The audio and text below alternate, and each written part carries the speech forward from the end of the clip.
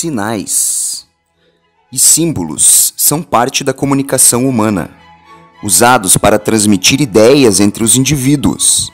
Esses símbolos podem ser de vários tipos: sonoros, visuais, gestuais, etc. Pessoas com deficiência intelectual, transtorno autista, idosos, com baixa visão, enfim, qualquer condição que possa gerar o que é considerado como déficit cognitivo, podem ter dificuldade de entender os símbolos e realizar a comunicação. Por isso, existem métodos alternativos ou suplementares para ajudar na troca de ideias com pessoas com essas características. Durante a vida escolar, essas dificuldades na comunicação, na leitura e interpretação dos materiais didáticos, podem dificultar a compreensão para estudantes autistas e com outros transtornos do desenvolvimento. A comunicação padronizada, única, e que assume que todas as pessoas percebem o mundo da mesma maneira, transforma-se então numa barreira para o desenvolvimento da pessoa com deficiência.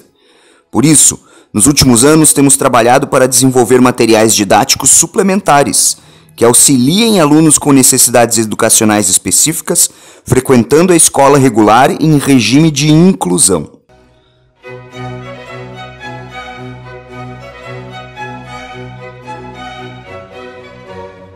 Cada ser humano é único.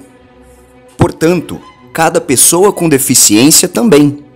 Suas dificuldades e sucessos dependem não apenas de uma condição ou diagnóstico, mas também do ambiente e de tudo que faz parte da vida do indivíduo. Assim, a maneira de aprender e de desenvolver-se, os materiais que usamos para estimular e transmitir conhecimentos, precisam ser adaptados para o estilo cognitivo de cada estudante. Neste vídeo, mostraremos materiais didáticos produzidos ao longo dos últimos 3 anos para um estudante que hoje está no 7º ano do ensino fundamental. Uma pessoa autista classificada no chamado nível 1. Embora esta produção seja baseada nas características deste aluno, acreditamos que a técnica traz vários conceitos e dicas gerais que podem ser aproveitados por educadores para estudantes com deficiência cognitiva em geral. Vamos começar? Em qualquer mensagem ou comunicação que se faça, há pelo menos estes elementos: emissor, mensagem e destinatário. Quando conversamos com alguém, podemos nos perguntar se o outro está nos entendendo. Se a ideia que estamos tentando transmitir corresponde à ideia que a pessoa está construindo em seu imaginário. Será que está havendo algum ruído? Algo atrapalha ou corrompe a transmissão da mensagem? Mesmo que a mensagem seja corretamente transmitida, será que meu interlocutor já tem uma ideia antiga que possa associar a ideia nova que estou transmitindo e construir o significado que eu pretendia?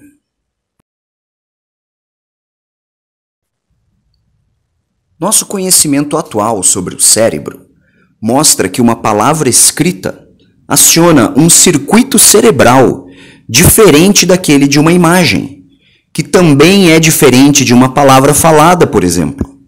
A atitude mais básica que os educadores devem ter quando atendem um estudante com necessidades específicas de aprendizagem e comunicação é tentar entender, pelos laudos, pelos relatos e experiências em sala de aula, como aquele estudante processa as informações e a comunicação em seus circuitos cerebrais.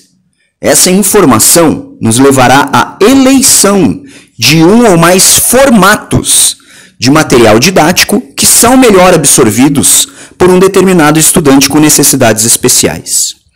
Talvez aquele ou aquela estudante tenha mais facilidade em absorver as informações por desenhos, gravuras, talvez oralmente mesmo. No caso desse nosso estudante, percebemos que a melhor forma de apresentar o conteúdo acadêmico é visualmente, de preferência por imagens, como costuma ser com os autistas. Porém, como ele é alfabetizado, usamos também palavras escritas. Então, a melhor maneira de produzir esse material didático é com o próprio estudante, sentando junto com ele, explorando o conteúdo e anotando no mapa mental as informações importantes. Mas com a grande quantidade de conteúdo, nem sempre isso é possível. Então o educador também pode produzir o material didático sozinho e que será usado posteriormente pelo estudante. Agora, outro ponto importante é o volume de informações apresentado de cada vez. A maioria das pessoas autistas tem dificuldade em lidar com vários elementos de informação ao mesmo tempo. Por vezes, o professor pensa que, se explicar bem algo, falar tudo o que sabe sobre o assunto, vai ajudar no entendimento. Mas pode ser o contrário. Os símbolos, além do essencial, atuarão como um ruído, atrapalhando o estudante de se focar no centro do conteúdo, o tema de fato abordado. Os livros didáticos e apostilas oferecidos pelas escolas como material didático trazem muitos grafismos, imagens, cores e muito texto. Estes livros atendem condições editoriais relacionadas àquilo que seus criadores acreditam serem o padrão cognitivo humano e também a fatores mercadológicos. Ainda que os estudantes autistas ou com outros transtornos de aprendizagem possa ter muita diferença entre suas características, há uma boa dose de segurança em suspeitar que esse excesso de símbolos confunda o entendimento, atrapalhe o estudante cujo cérebro tem mais dificuldade em determinar involuntariamente qual deve ser o foco da atenção. Enquanto investigamos o estilo cognitivo de um estudante, podemos presumir que até mesmo artigos, adjetivos, enfim, elementos textuais diversos são elementos custosos para o processamento neural da pessoa autista ordenar, hierarquizar e dar sentido. Estamos falando de vertebrados? Então, para começar, não vamos dizer que os vertebrados são isso ou aquilo.